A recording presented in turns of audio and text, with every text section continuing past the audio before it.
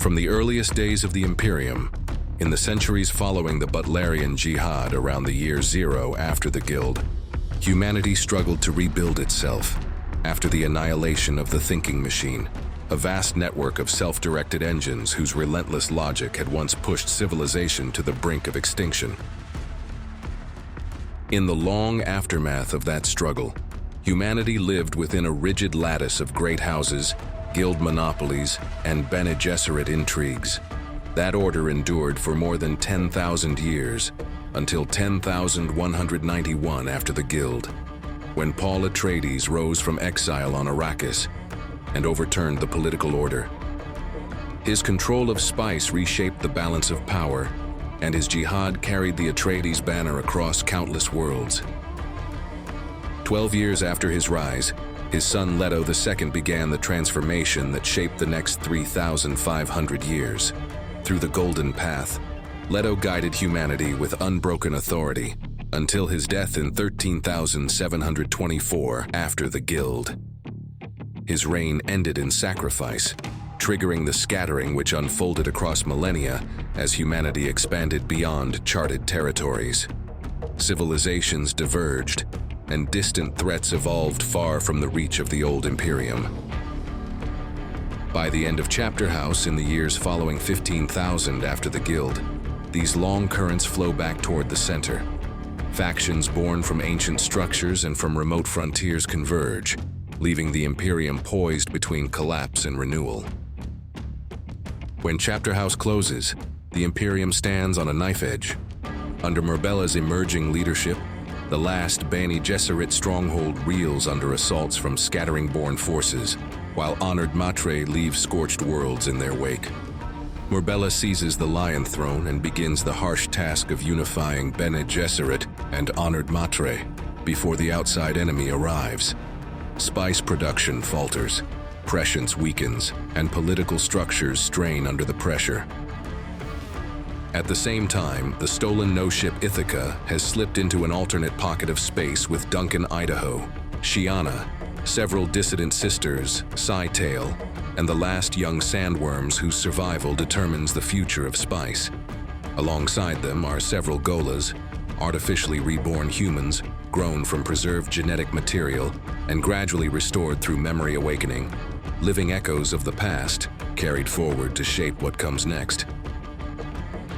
The tracking web that nearly captured them still hunts through reality, and beyond the familiar stars, an enemy that once shattered human civilizations prepares to move inward. Duncan and his companions navigate scarcity and the growing awareness that their flight is part of a larger design. The Imperium has split into two fronts: the visible realm where Mirbella rebuilds power from dwindling spice, and the unseen realm where the Ithaca carries knowledge, gholas, and the last worms that may shape the next age. Across both theaters, the same truth looms. Ancient structures can no longer guarantee survival, and the forces born from the scattering threaten to decide the fate of all human futures.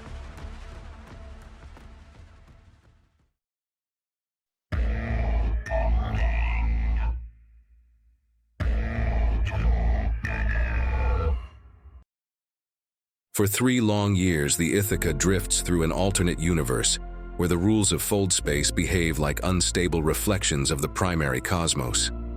In this strange continuum, the stars appear stretched, their light bending into impossible angles, and even the Holtzman engines emit unfamiliar harmonics, as if the ship itself senses that it has slipped between the cracks of reality. Resources aboard grow steadily more scarce, rations thin, morale erodes, and the sisters who once commanded entire planetary networks now share cramped quarters with fugitives and gholas. Their only lifeline is the spice produced artificially in tanks. They achieve this transformation through techniques preserved from the teachings of Scytale, the last true master whose knowledge of cellular manipulation and ancestral Tleilaxu design once lay at the heart of conspiracies surrounding Paul Atreides.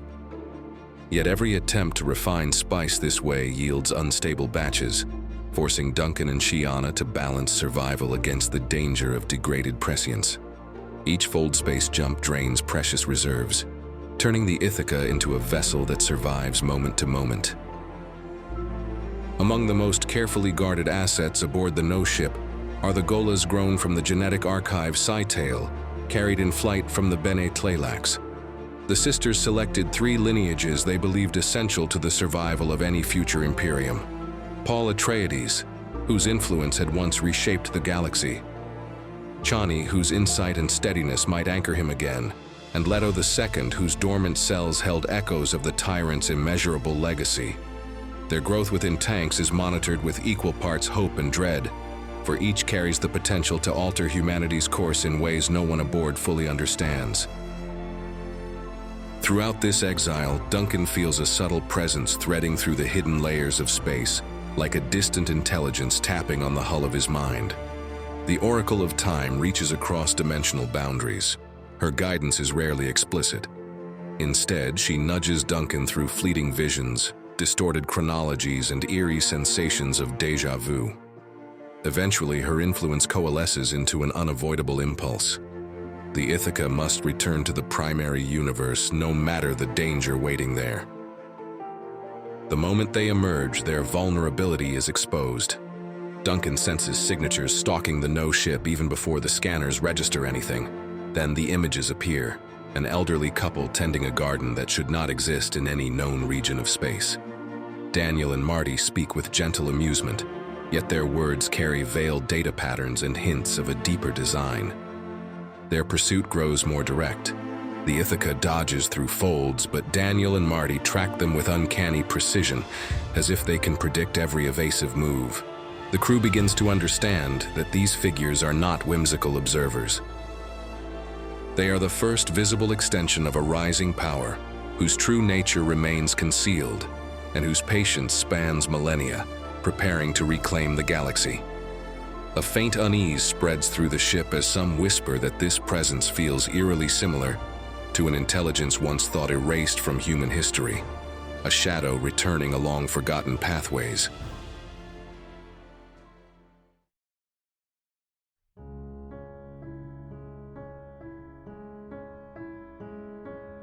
On Chapter House, the new Sisterhood takes shape under relentless pressure.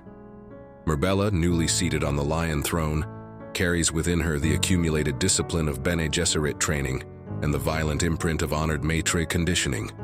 This dual heritage transforms her into a leader whose presence unsettles allies and adversaries alike.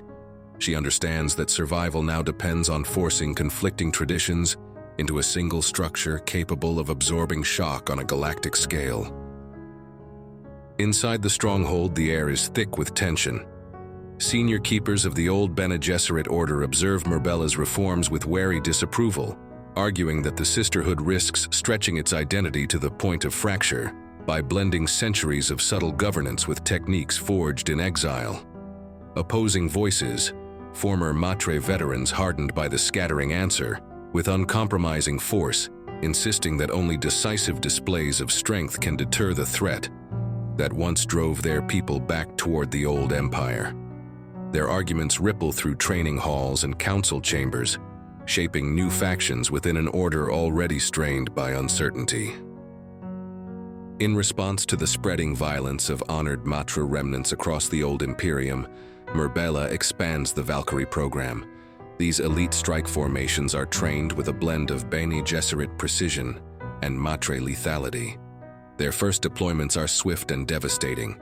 They descend on rebellious enclaves that refuse unification, shattering opposition before it can crystallize into larger resistance. Through these campaigns, Murbella asserts authority over territories that had slipped into chaos, demonstrating to friend and foe that the new Sisterhood intends to define the next era. It is through the deep reservoirs of other memory that Murbella uncovers the true origins of the honored Matra. Other memory is the vast ancestral archive carried within every Reverend Mother, a layered continuum of lived experience and preserved consciousness, stretching back across countless generations, allowing her to witness the past as vividly as memory itself. She descends into ancestral layers that do not belong only to Reverend Mothers, but to maitre lineages born in the scattering. There she witnesses the long enslavement of Tleilaxu females, reduced for millennia to living breeding vessel tanks by their own males, their bodies harvested, and their identities erased. She sees how, during the chaos of the scattering, some of these captives were freed and taken up by fish speakers and Bene Gesserit, who fled into distant space. In that crucible of flight and trauma, the freed females and their rescuers fused into a new combat order that came to be known as Honored Maitre. These revelations explain the Maitre obsessive hatred of the Bene Tleilax and the ferocity with which they later annihilated Tleilaxu worlds in the Old Empire. Murbella emerges from this inward journey with a harsher understanding of her own inheritance and of the wounds that now shape the violence tearing through the Imperium. As these truths emerge, the Imperium displays widening fractures. Communication between major houses falters under sabotage and mistrust. Rumors spread of infiltrators wearing borrowed faces and of technologies behaving as if guided by unseen hands. Murbella senses that the old strategies of diplomacy, manipulation, and selective warfare are no longer enough. A new kind of enemy approaches, one that recognizes no political structure, no ancestral right, no balance of power, an enemy that analyses, adapts, and consumes. In this environment of fear and transformation, the new Sisterhood becomes both bulwark and lightning rod. It must hold the Imperium together, even as it reshapes itself into something capable of facing a threat humanity has not seen since the first centuries after the Jihad. Every decision Murbella makes strengthens the Sisterhood's command and tightens the unseen noose cast by forces converging from beyond known space. Meanwhile, the Spacing Guild tightens its grip on negotiations. Guild representatives arrive cloaked in desperation, their bodies more dependent than ever on dwindling spice supplies. They plead for larger shipments, hinting that navigators are beginning to lose coherence in their tanks. Murbella listens without revealing that the Planet Chapter House holds a hidden stock of spice, a reserve she refuses to share. She recognizes that the Guild's vulnerability grants her leverage, yet she also senses the fragility of an empire built on concealment and rationing. The Spacing Guild, pressed to desperation by dwindling spice, seizes upon Ixian navigation devices despite their eerie resemblance to the forbidden technologies of the pre-Jihad era. They believe these machines will free them from dependence on spice. They fail to see how deeply external threat has penetrated the manufacturing floors of Ix. In their haste, they become instruments in a larger design they cannot perceive.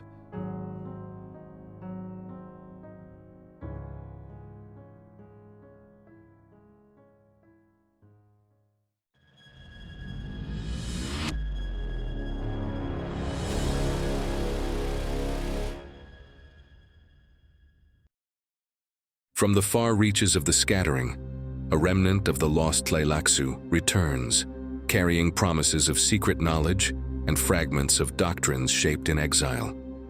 Their ships arrive with the solemnity of returning prophets, yet beneath their veiled humility lies a tremor of fear. They claim to bring techniques refined beyond anything the old Imperium had mastered.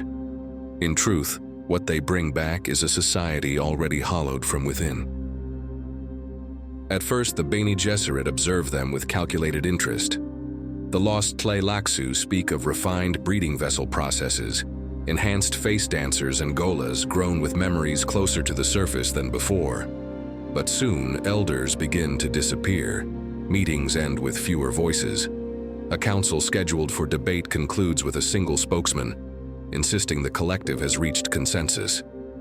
Sisters trained to sense emotional cadence detect strange uniformity. These are not the subtle shifts of politics or factional realignment. They are the signs of replacement. The truth emerges slowly. Face dancers have evolved beyond their former obedience. Originally engineered as mimics capable of perfectly copying human appearance, voice, and even behavioral nuance, they were once limited by absolute loyalty to their Tleilaxu masters. Now, their biology and psychology have advanced into something far more dangerous, autonomous shapeshifters who choose their identities. rewrite them at will, and infiltrate societies with a precision no human detection can reliably match.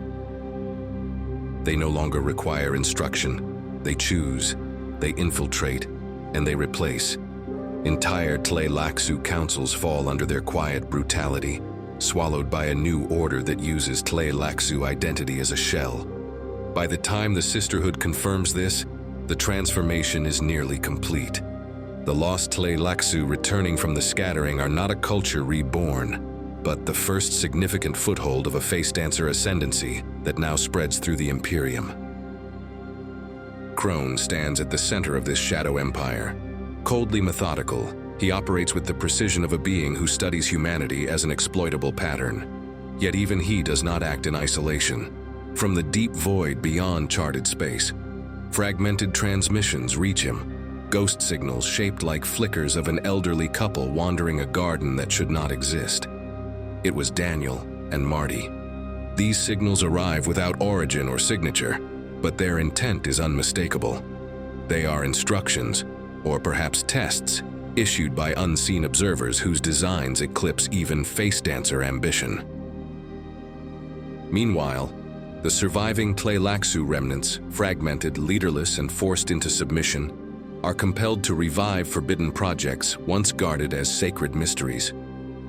Pressured by face dancer overseers, these scattered artisans attempt to recreate the neural stimulant once wielded by the honored Matre, their breeding vessel tanks, destabilized by improvised methods and constant coercion, produce flesh with erratic patterns that reflect both desperation and manipulation. What had once been a disciplined religious craft becomes a tool twisted to fulfill designs not their own. Under this collective duress and following covert directives relayed through Daniel and Marty's encrypted transmissions, the Tleilaxu are driven to grow two gholas destined to shape the coming conflict. One sculpted into a reborn Harkonnen figure, refined for calculated brutality and psychological dominance, and another fashioned as a child echo of Paul Atreides named Paulo, not to revive a lineage, but to forge a construct engineered for conquest. In the child's early gestures, in the chilling precision of his awareness, the enslaved artisan sensed the deeper intention behind Crone's directive. This creation is no attempt to summon a legend from the past. It is a weapon crafted to imitate one. By the time the Bene Gesserit fully comprehend the scale of face dancer infiltration, entire sectors have shifted loyalties. Worlds swear fealty to leaders who no longer breathe with human rhythm. Technologies emerge whose origins cannot be traced. The Imperium is already compromised, its institutions warped by hosts wearing the faces of those they have replaced. In the quiet corridors of power, where decisions ripple into the fate of billions, one certainty grows. The threat rising from the scattering is not merely cultural or ideological. It is biological, psychological, and strategic all at once. A new form of humanity has taken root, one that serves neither the Sisterhood nor any house of the Landsraad, but an entity of vast design waiting to reclaim a galaxy it once shaped.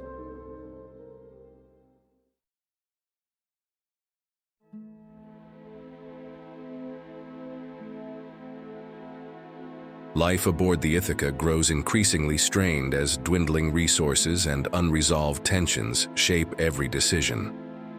The no-ship, once a refuge, feels narrower with each passing cycle. Systems degrade under constant strain, and even minor malfunctions unsettle the crew, who sense that larger forces close in from beyond the visible horizon. A pivotal rupture occurs when a group of sisters attempts to eliminate the young Leto, the second Ghola, fearing the rebirth of the God Emperor, a power they believe no civilization could endure again. Their attack triggers an unexpected reaction, as the child briefly displays traits reminiscent of the tyrant's ancient transformation. Shaken by the implications, Shiana suspends the Ghola program, aware that they are treading paths they do not fully understand. Tensions deepen when Paul's Ghola suffers a dangerous spice overload that forces him into visions of a darker counterpart. Meanwhile, Paulo, shaped by face dancer influence, begins to manifest early signs of prescience, hinting at a confrontation engineered far beyond the Ithaca's walls. Signs of infiltration accumulate. Delegations encounter enigmatic figures whose behavior reveals engineered precision rather than human instinct. Their presence suggests that surveillance extends deeper than anyone suspected. At moments when fold space quivers or systems briefly falter, Duncan senses faint echoes of the elderly couple who once stalked the ship, as though unseen observers measure every disruption. Through this turmoil, Duncan and Shiana form a quiet, stabilizing partnership, united by the weight of leadership. But divisions aboard the ship widen. Some call for the destruction of all gholas before they unleash forces beyond control.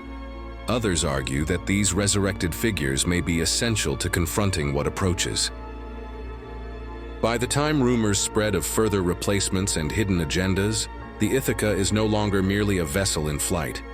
It has become a contested ground where competing visions of humanity's future collide under the gaze of forces no one yet fully understands.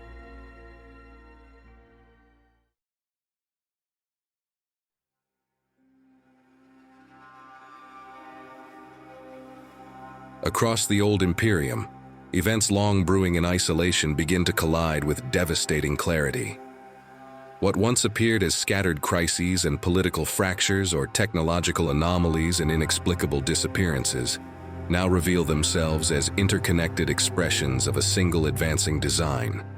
The shadow of an unseen power lengthens across human space, even as its agents hasten the unraveling of fragile institutions. The first shock comes with the destruction of Crises, a world renowned for its delicate manufactories and artisan technologies. Honored Matre dissidents launch a scorched earth assault that obliterates cities and vaporizes archives containing centuries of research. Yet beneath the brutality of the attack lies something colder. Patterns of precision, inconsistent with Matre methods.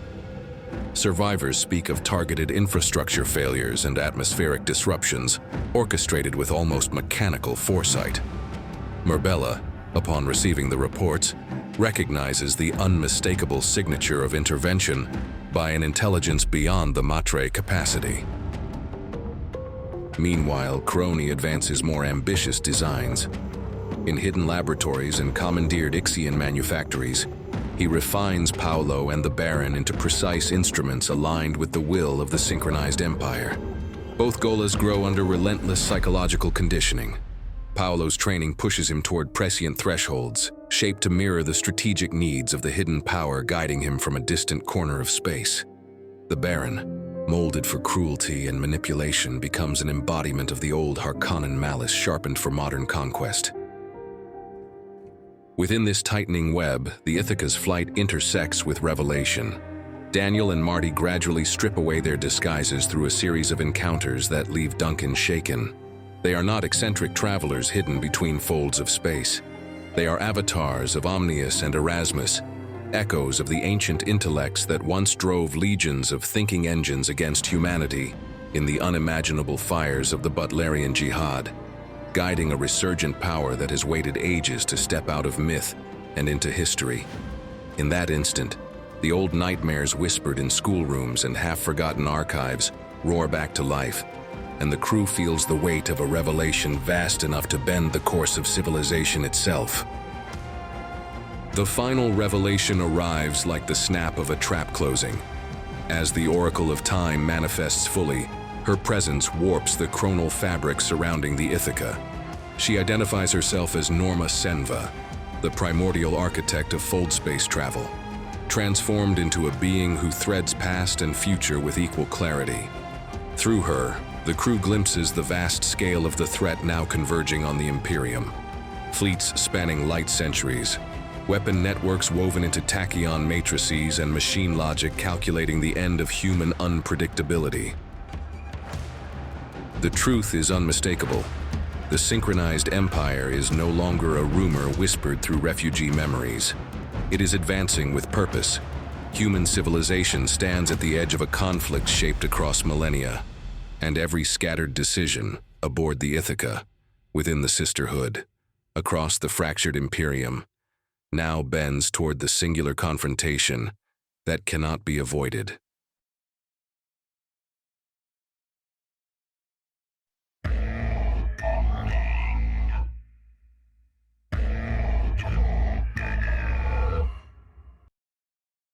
Nearly 20 years unfold as the Ithaca slips through precarious corridors of fold space, navigating trajectories Duncan shapes moment by moment in his relentless effort to elude the tightening reach of the tracking web.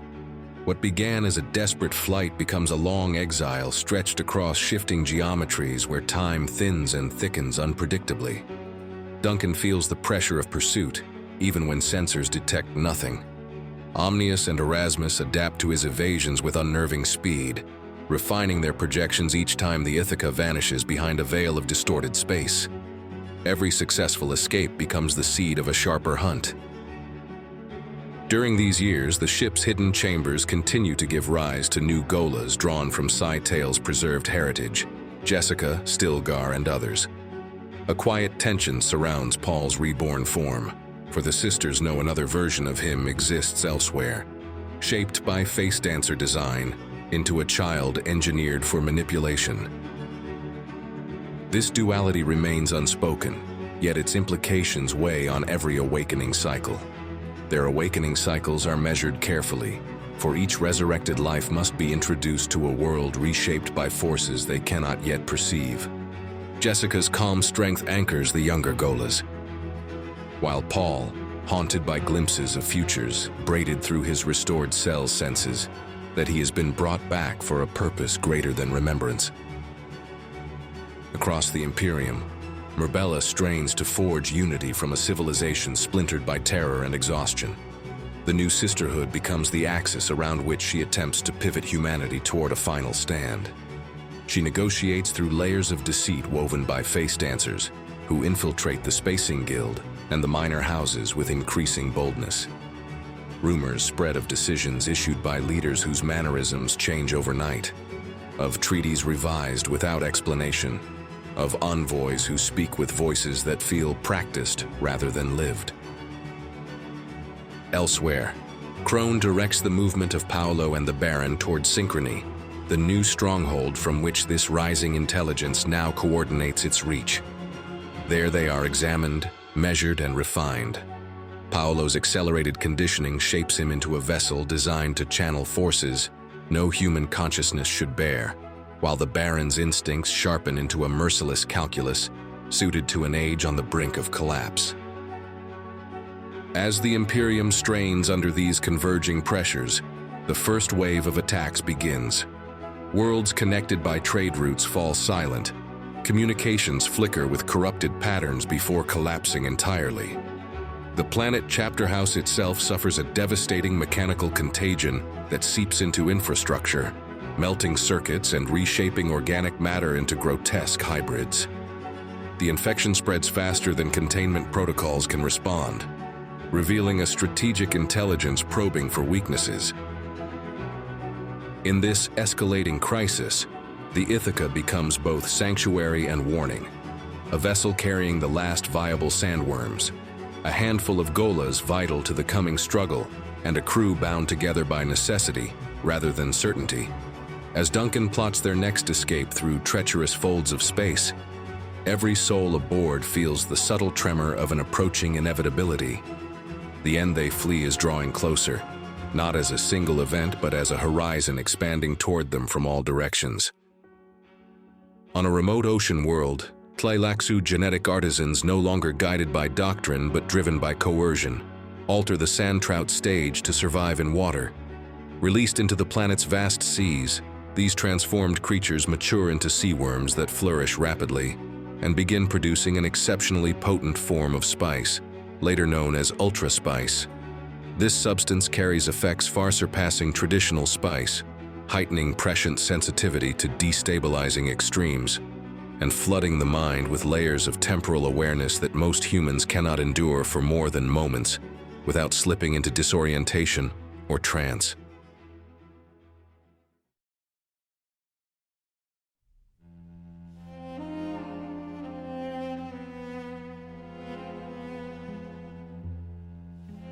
As the Ithaca presses deeper into uncertain regions of fold space, Shiana reluctantly restarts the suspended ghola program, convinced that the coming struggle will require every fragment of history the Sisterhood can recover. The secret chambers are reactivated, their warm pulsations echoing through the lower decks like the heartbeat of a vessel preparing for metamorphosis. Yet even in these first steps, a tension sharpens in the air. Something aboard the ship observes these efforts with quiet interest. The renewal does not last. Within days, a series of sabotage strikes disrupts the chamber systems with surgical brutality. 3 newly awakened gholas, Serena Butler, Gurney Halleck, and Xavier Harkonnen, perish before they can speak a word or reclaim a memory. Their tanks rupture in patterns too precise for mechanical failure, yet too subtle for conventional explosives. Shiana studies the remains and senses not only malice, but an intention shaped to erode the morale of the crew. Each death is a reminder that forces hidden among them seek to shape the future more ruthlessly than any sister. Soon the ship itself begins to falter. Guidance nodes blink out without warning, water recyclers stutter, communication grids flicker as though responding to invisible pulses. Duncan recognizes the pattern. These are not random malfunctions but orchestrated disruptions, probing the Ithaca's weakest points. He strengthens internal protocols, but the feeling lingers that every correction he makes is anticipated by an intelligence testing the ship from within. Amid this mounting instability, Scytale reaches the final hours of his deteriorating body. Surrounded by sisters who mistrust him and a crew that views him as a relic of a broken order, he undergoes the last cycle of Tleilaxu renewal. As his failing flesh yields to the regenerated body grown for him, a cascade of memories floods into the new host. His rebirth is quiet, almost solemn, as if even the ship recognizes the significance of an ancient survivor reclaiming his identity once more. Across the ghola quarters, other awakenings follow. Yue's restored awareness returns with a shudder of guilt and clarity, forcing him to confront memories of betrayal that have haunted Tleilaxu resurrection cycles for centuries. Stilgar and Liet Kynes regain their former selves, with a steadiness that reassures the ship's fractured community. Their presence hints at a possible renewal of purpose, yet the shadows that haunt the Ithaca remain unbroken. When the No ship arrives above the planet Kelso, the crew discovers a world caught mid-transformation. Its once fertile plains thicken with the creeping spread of sand trout, a transformation first set in motion years earlier by Bene Gesserit, ecological experiments meant to rekindle spice production. The atmosphere carries the first sense of a desert not yet born but already inevitable. Local inhabitants, bewildered by the ecological shift overtaking their home, look to the Ithaca for guidance. Stilgar and Kynes choose to remain behind, recognizing in this transformation a fragile opportunity to shape a new world before chaos consumes it. Their departure marks a moment of quiet bravery, yet it underscores the Ithaca's growing isolation as it resumes its accelerating flight. Behind them, hidden somewhere in the darkened corridors, saboteurs still move with cold intention. Their work nears its culmination. When the infiltrators are finally exposed, they set in motion the last sequence of their design. Their coordinated sabotage destabilizes key systems and opens the pathway the hunters have waited for, allowing the Ithaca to be caught at last in the tightening mesh of the tracking web. The Ithaca is brought to synchrony. The Baron Ghola kills several passengers and the others are taken before Omnius and Erasmus.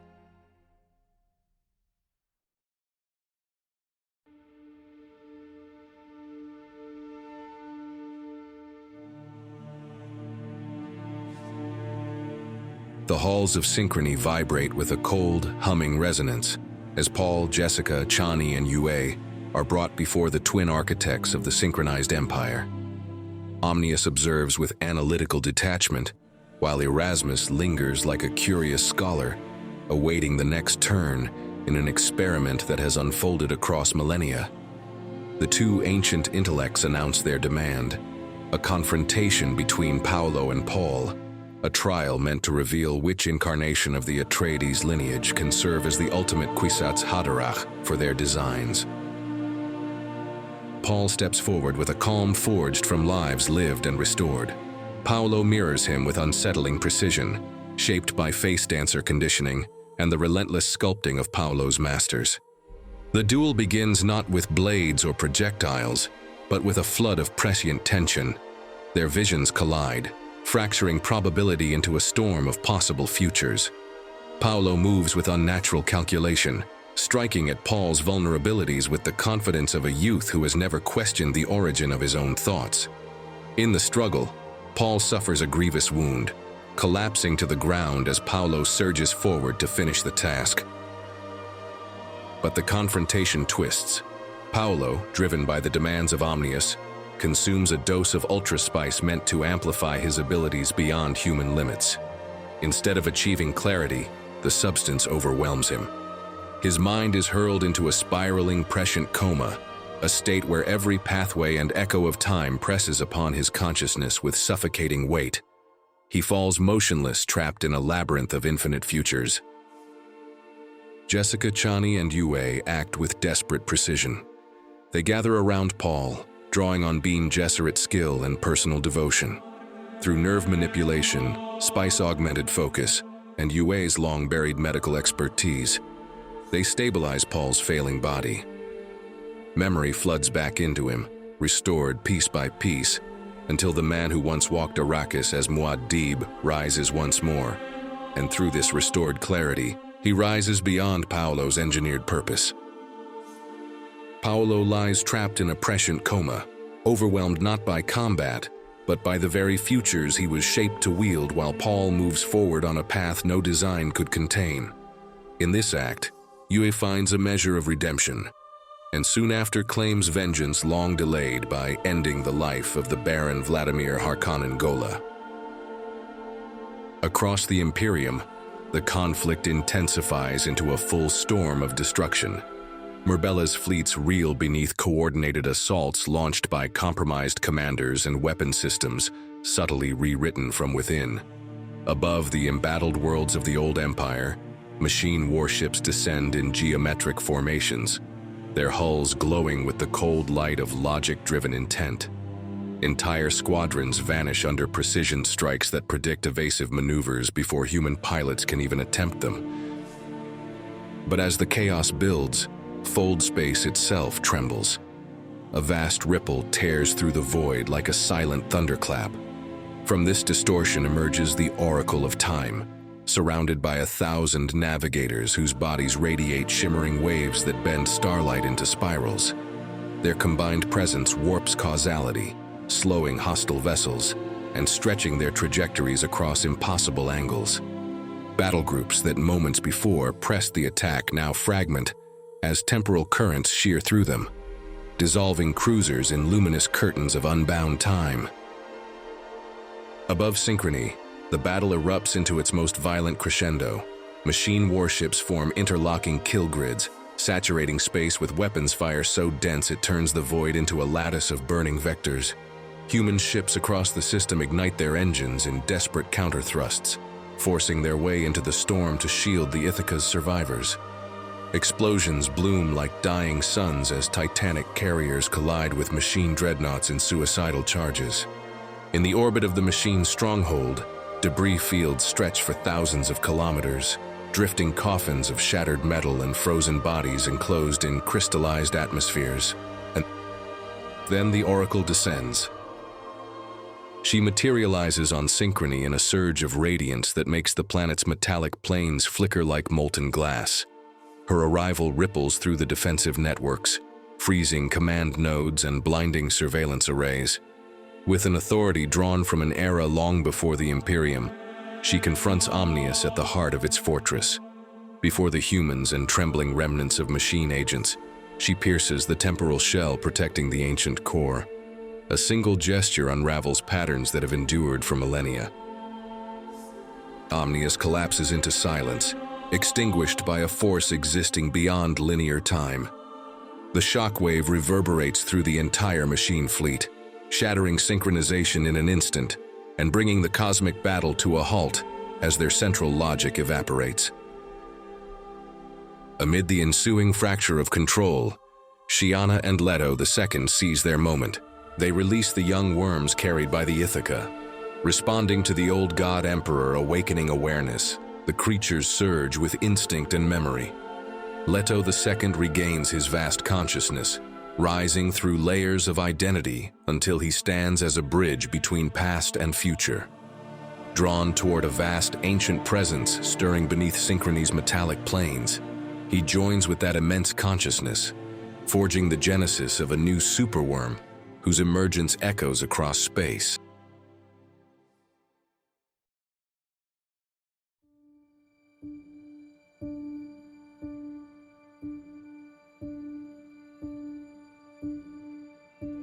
Paul stands in the silent aftermath of Paolo's collapse, his mind newly restored and sharpened by the crucible of the duel.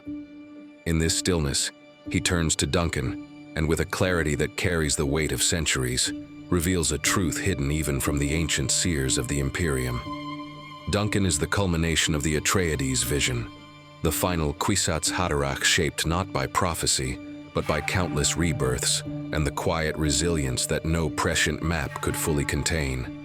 His mind bridges human unpredictability and computational precision, forming an equilibrium no other being has ever achieved.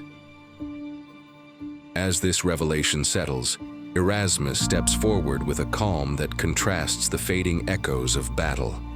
He explains that he had subtly influenced Omnius for generations, guiding his vast logic toward patterns that would eventually create the conditions for this singular moment.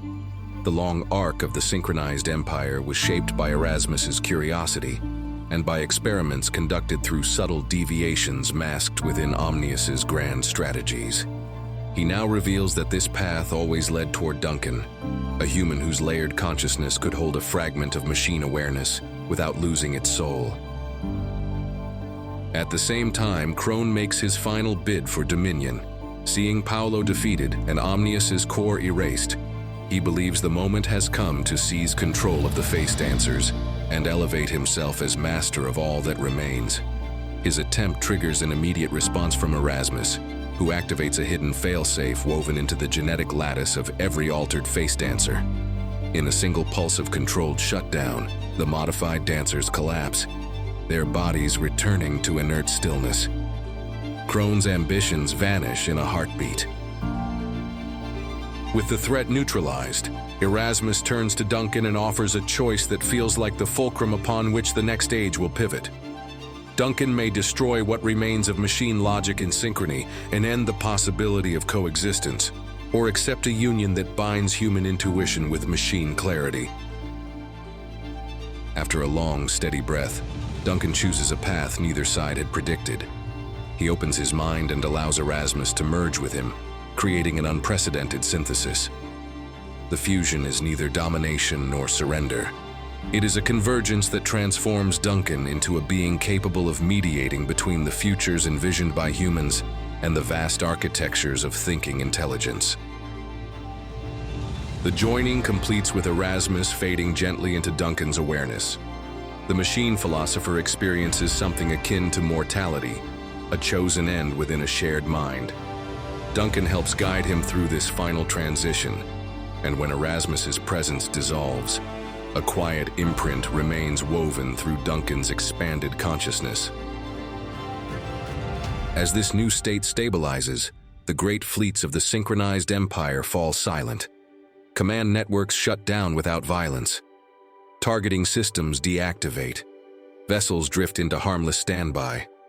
The war simply ends, not through conquest but through transformation. Across the Imperium, Murbella feels the sudden relief in the battlefield currents.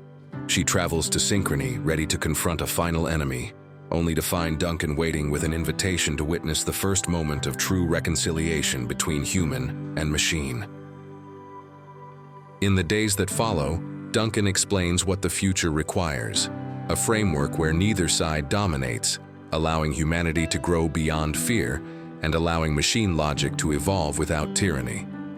He relinquishes control of Synchrony to Shiana, knowing she will guide it with a balanced ethos rooted in compassion and discipline. Under her direction, the remaining structures of the machine empire become tools for rebuilding, rather than instruments of control.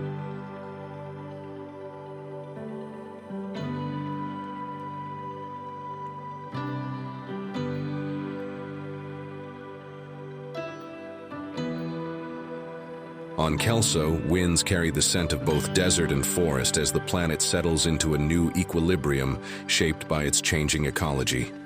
Caladan awakens to its old rhythms, its seas and rain-soaked cliffs echoing with renewed Atreides heritage.